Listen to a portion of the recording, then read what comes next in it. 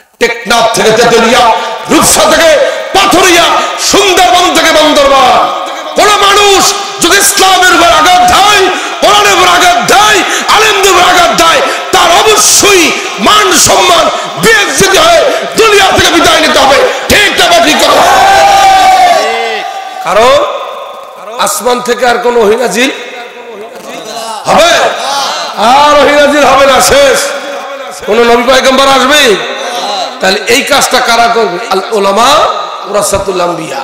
তুমি যাই করো আমাদের সাথে, আল্লাহ নবী বলছেন, বেটা তুই আমার ওয়ারিস। আপনি দেশে রাষ্ট্রপতি হতে পারেন, প্রধানমন্ত্রী হতে পারেন, সেনাপ্রধান হতে পারেন, সংসদের স্পিকার হতে পারেন, আল্লাহ রাসূল আপনাকে ওয়ারিস বলে নাই, ওয়ারিস বলছে তাদের যারা কোরআন সুন্নাহর জ্ঞান অর্জন করছে। ঠিক না ঠিক কথা? অতএব এখন এই কায়দায় রাষ্ট্র সমাজ সবকিছুই মানুষের জনগণের কল্যাণে পরিচালিত হবে। রাজি আছেন ইনশাআল্লাহ? এবার সুন্দরভাবে একটা আয়াত আমি শুনাই, আমার সাথে পড়েন। আউযু বিল্লাহি মিনাশ শাইতানির রাজীম, বিসমিল্লাহির রাহমানির রহিম। ইয়া আইয়ুহাল্লাযীনা আমানু কুলু ফিস সিলমি কাফা ওয়া লা তাত্তাবিউ খুতুওয়াতিশ শাইতান ইন্নাহু লাকুম আদুব্বুম মুবিন। কোরআন আল্লাহর বাণী, আরবিতে নাজিল হয়েছে, আমরা আজমি বাঙালি। কি বলছে আল্লাহ? আগে অর্থ বুঝুন, একটা আয়াত বুঝাই। ইয়া আইয়ুহাল্লাযীনা আমানু, হে ঈমানদার, হে বিশ্বাসীগণ। সুবহানাল্লাহ। উদখুলু, আমরের সিগা, উলামায়ে কেরাম যারা আছে তারা বুঝবেন, আল্লাহ নির্দেশ দিয়েছেন উদখুলু, প্রবেশ করো, ফিস সিলমি কাফা, ইসলামের ভিতরে পরিপূর্ণ দাখিল হও। শয়তানের পথ অনুসরণ করো না, নিশ্চয়ই শয়তান তোমাদের প্রকাশ্য শত্রু। আয়াত শেষ। কেন নাজিল হলো? আব্দুল্লাহ বিন সালাম তাওরাত কিতাবের হাফেজ ছিলেন। ওনার আমলে যখন আল্লাহ রাব্বুল আলামিন রাসূলের উপরে ওহী নাজিল করলেন, আর আল্লাহ রাব্বুল রাসূলকে রিসালাত দিলেন, ইন্নাকা লামিনাল মুরসালিন, হে নবী, হে মুহাম্মদ, আপনি রাসূলের অন্তর্ভুক্ত। সুবহানাল্লাহ। এখন আরবের কাফের মুশরিক ইহুদি নাসারা সব ঐক্যমত হইয়া তারা বলল কি? মানি না, মানব না। লাস্তু মুরসালান, তুমি পয়গম্বর না, রাসূলুল্লাহ। এটা তারা মানতে রাজি না। আব্দুল্লাহ বিন সালাম কিছু লোকজন নিয়ে রাসূল কাছে বলতেছেন, তোমাকে 3টা প্রশ্ন করব, উত্তর যদি দিতে পারো তাহলে আমরা তোমার উপরে ঈমান আনব। আল্লাহ রাসূল মুস্কি হাসিতেছেন, কারণ জিবরাইল বলে গেছে কানে কানে, যে প্রশ্ন করুক, যত বড় কঠিন প্রশ্ন করুক, জবাব আপনি দেবেন, আল্লাহ আমার মাধ্যমে আপনাকে জানিয়ে দিবেন। সুবহানাল্লাহ।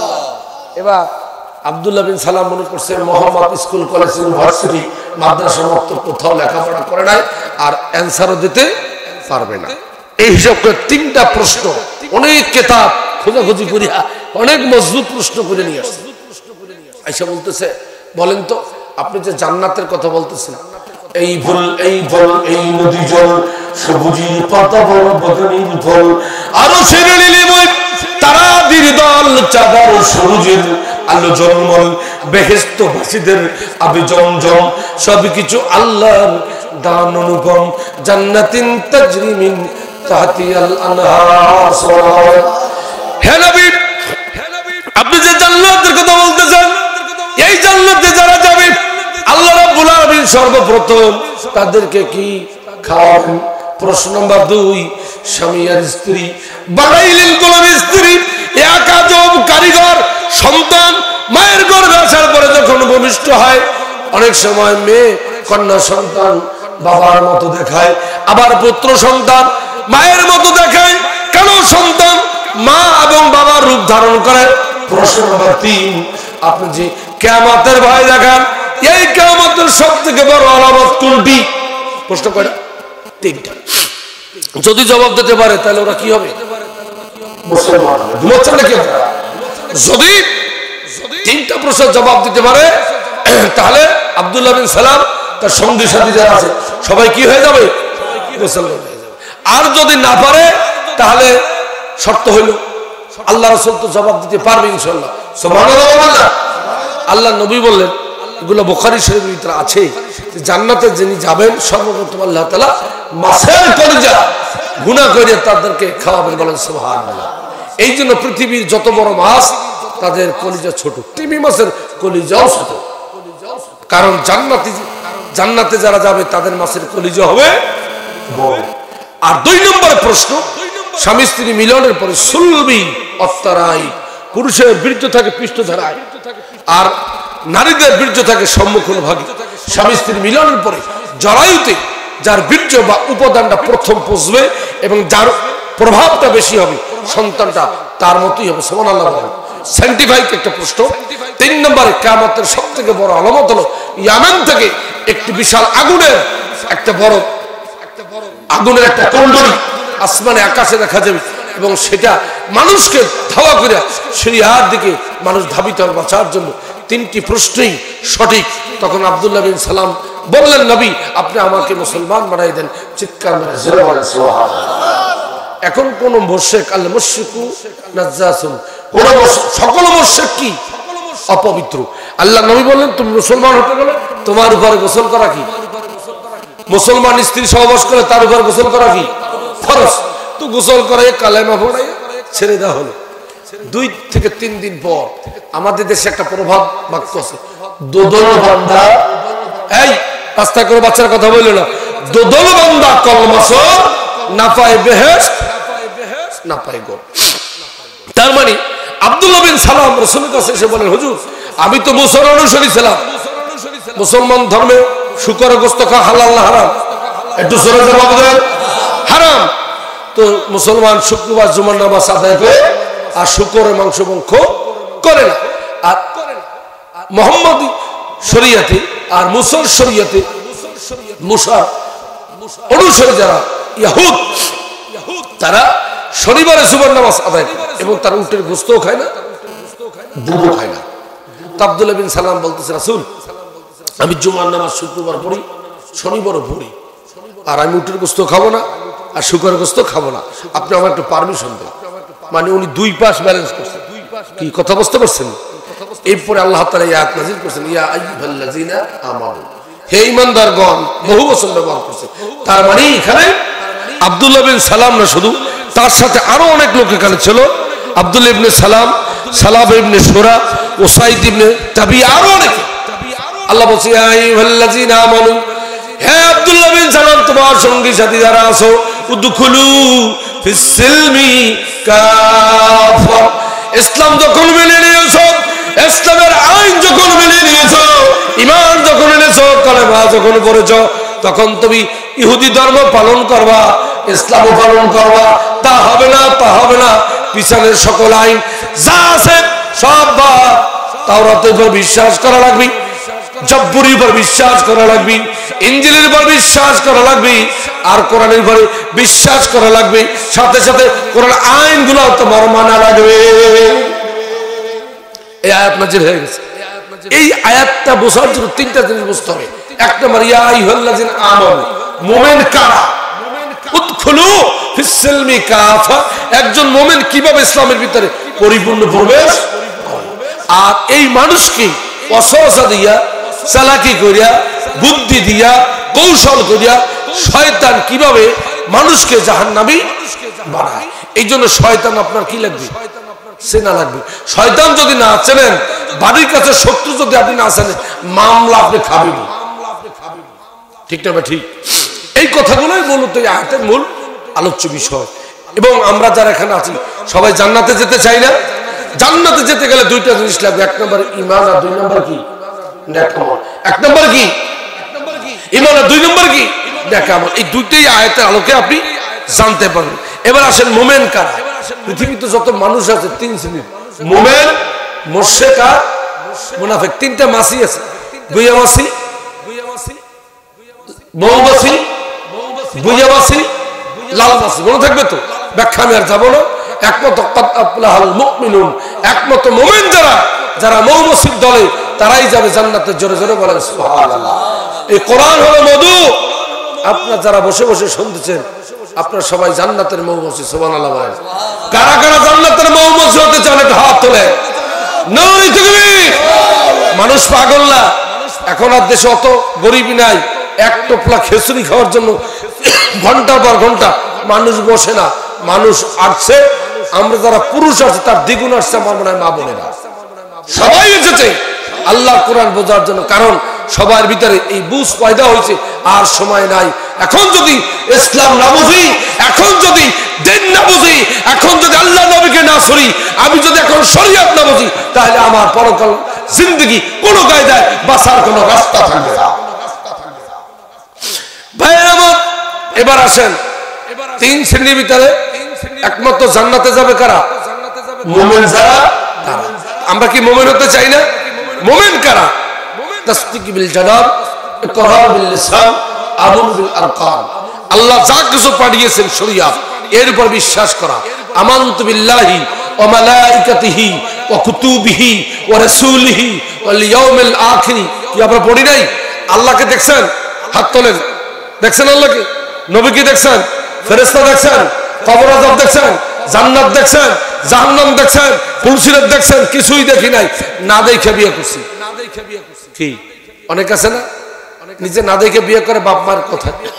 স্ত্রী বলে আমি যতদিন বাইসে আছি জীবন দিয়ে হলো তোমাকে আমি ভালোবাসো, কারণ তুমি আমার না দেখা বিশ্বাস করিয়া আমাকে তুমি স্ত্রীর মর্যাদা দিচ্ছ। আল্লাহ বলে বান্দা আমি আল্লাহ, আমার রাজ, আমার সিংহাসন, আমার শক্তি, আমার ক্ষমতা ফেরেশতারা দেখেছে, তোরা দেখো না, না দেখে আমাকে বিশ্বাস করেছো, আমার ঘরে কনফিডেন্স করেছো, আমার ঘরে আস্থা এনেছো। প্রচন্ড কাঠফোটা রৌদ্রে 17 ঘন্টা 16 ঘন্টা এক ফোঁটা পানিও স্পর্শ করে নাই, আমার ভয় আমি আল্লাহ ভুলি নাই। এর বিনিময় আমার মুমিন বান্দাকে আমি জান্নাত দেব। চিৎকার করে জোরে বলেন সুবহানাল্লাহ। অতএব মুমিন কারা? যারা অবিচল আল্লাহর উপরে বিশ্বাস করছে। জীবন দেওয়া যায়, ঈমান দেওয়া যায় না। এই জন্য আল্লাহ রাসূল বলছেন টোটাল বডিতে তোমার ঈমানকে এস্টাবলিশ করো। হুঁশিয়ার, সাবধান। জমি ছিনতাই হতে পারে, স্ত্রী ছিনতাই হতে পারে, সন্তান ছিনতাই হতে পারে, টাকা পয়সা ছিনতাই হতে পারে, ঘের জমি ছিনতাই হতে পারে। হুঁশিয়ার, সাবধান, তোমার ঈমান যেন শয়তান ছিনতাই করতে না পারে। কারণ পিপিলিকার একটা বৈশিষ্ট্য হলো বীজ কাটি। শয়তানের চরিত্র হলো মানুষের সব থেকে ঈমানটাকে ধ্বংস করে দেয়। ঠিক না ঠিক কথা বলে। আর শয়তান কিছু কিছু কাজ পছন্দ করে। এক নম্বরে ফিতনা ফাসাদ। বাংলাদেশ এখন যা হচ্ছে শয়তান তুঙ্গি। শয়তান বলতে চান এইগুলোই তো চায়। শয়তান রক্তপাত পছন্দ করে, শয়তান তালাক ডিভোর্স পছন্দ করে, শয়তান গাঁজামাত ফেন্সিডিল আফিম মারিয়ে জোয়ানা চরস ভাঙ লাল বাবা ইয়া বাবা হিরোইন এইগুলো পছন্দ করে। শয়তান জুয়া পছন্দ করে, শয়তান লটারি পছন্দ করে, শয়তান পাবজি ফ্রি ফায়ার পছন্দ করে, শয়তান ক্যাসিনো জুয়া পছন্দ করে, শয়তান নারীদের মাধ্যমে কোরআন বাদ রেখে স্টার জলসা গোল্ড জি বাংলা দেখা পছন্দ করে, শয়তান ভাই ভাইয়ের ভিতরে শত্রুতা বৃদ্ধি করা পছন্দ করে, শয়তান সকল প্রকার খারাপ কাজগুলাই পছন্দ করে। বোঝেন কথা? বোঝেন? এর থেকে ভালো আজ বাবা আমার কাছে কিছুই নাই। দাউদ বিকার যেখানে মলম মারো সেইখানে। আস্তে আস্তে বলি, ধীরে ধীরে শোনায়। আশা করি ইমানটাকে তরুতাজা হবে এবং আগাছা পরিষ্কার করে সাক্কাত দেলিয়া আখেরি মুনাজাত করে আমরা এই ময়দান ত্যাগ করব। রাজি আছেন ইনশাআল্লাহ? কারা কারা মুনাজাত না করে চলে যাবেন হাত তোলেন। সবাই থাকবেন আলহামদুলিল্লাহ। ভাইয়েরা আমার, এইবার একটা গল্প শোনাই। শোনাবো ইমানের কি দাম শোনাবো। বিশ্বনবী সাল্লাল্লাহু আলাইহি সাল্লামের জামানায় খায়বার যুদ্ধ হয়েছিল। ওই যুদ্ধে সাহাবীরা তাবু খাটাইয়া অবস্থান করতেছে। আবার পাশেই বিধর্মী যারা শত্রু বর্গ তারাও এসে গেছে। এর ভিতরে এক রাখাল বিদুই, এক রাখাল কিছু পশু, ভেড়া, ছাগল, বকরি এগুলো নিয়ে মাঠে ঘাস খাওয়া হইতেছে। তো বেড়া পশু প্রাণীগুলি রাখাল যেভাবে ইঙ্গিত দেয়, যেভাবে সংকেত দেয় সেভাবেই চলে। কিন্তু আজকে চলতেছে সব এলোমেলো হয়ে গেছে। তো কিছু পশু দ্রুতবেগে মুসলমানদের তাঁবুর সামনে এসে শুয়ে পড়ছে। এবার বিদ্রোহী আসছে, আইসা দেখতেছে বিশাল এক তাঁবু, পাগড়ি বাঁধা কিছু ভিন্ন টাইপের আলাদা বৈশিষ্ট্যের মানুষ। বিদ্রোহী বলল, তোমরা কারো? এবার সাহাবীরা বললেন, আমরা মুহাম্মাদের উম্মত, আমরা মুহাম্মাদের শরীয়ত মানি, ইসলামের মানুষ। কলিমার জন্য ইসলাম থাকবে কি থাকবে না, আল্লাহর জমিনে দিন থাকবে কি থাকবে না, এই জন্য বিআমওয়ালিকুম ওয়া আনফুসিকুম, জানার মাল দিয়া এই জমিনে এই খায়বারের ময়দানে যুদ্ধ করার জন্য এসেছি। বিদুন রাখাল বলতেছে, তোমাদের নেতা কে? বলতেছে, আমাদের নেতা হলো হযরত মুহাম্মদ সাল্লাল্লাহু আলাইহি ওয়াসাল্লাম। তিনি কোথায়? তাঁবুর ভিতরে বিশ্রাম করতেছে। আমি কি তার সাথে একটু দেখা করতে পারবো? অনুমতি পাওয়া যাবে? অবশ্যই। এক সাহাবী গিয়ে রাসূল পাক সাল্লাল্লাহু আলাইহি ওয়াসাল্লাম বললেন, এক বিদুই রাখাল এসেছে আপনার সাক্ষাৎ করার জন্য, অনুমতি দেবে? অবশ্যই। তাকে ডেকে না হলো, রাসূলের সামনে বসানো না। ঘুমাচ্ছেন নাকি ভাইয়েরা? এইবার আল্লাহর নবী তার কাছ থেকে সকল পরিচয় নিলেন। এইবার রাখাল বলতেছে, আপনার নাম শুনছি, দেখার সৌভাগ্য হয়েছে। হুজুর, একটা খেলা হয়ে গেছে। কি হয়ে গেছে? খেলা। কি খেলা? আমার হাতের লাঠি দিয়া 100-র উপরে পশু আমি নিয়ন্ত্রণ করি। আজকে কোন পশু নিয়ন্ত্রণ করতে পারলাম না। কেন? আল্লাহ রাসূল বললেন মুসকে হেসে দিয়া, ওই পশুগুলোই তো আমার দরবারে তোমাকে নিয়ে আসছে, তুমি কিছুক্ষণ পরে কলেমা পরে মুসলমান হয়ে যাও। বিদুন বলতেছে, বলেন কি? এমন কোন নেকেট, এমন কোন খারাপ কাজ নাই পৃথিবীতে যা আমি না করি নাই। তা আমি যদি কলেমা পড়ি তাহলে কি হবে? আপনার কি ফিটকারিছেন? ফিটকারি যদি ঘোলা পানির ভিতরে দেওয়া হয় তাহলে পানির ঘোলা কি থাকে? সব ময়লা পরিষ্কার হয়ে যায় না? কলেমা হলো জান্নাতে যাওয়ার ফিটকারি। যদি কোনো বিধির অমুসলিম হৃদয় দিয়ে যদি একবার সুন্দরভাবে কলেমা পাঠ করতে পারে, আর যদি কোনোদিন খারাপ কাজ না করে, আল্লাহ কলেমার বিনিময়ে তাকে জান্নাতের ব্যবস্থা করে দেবেন। চিৎকার করে সুবহানাল্লাহ।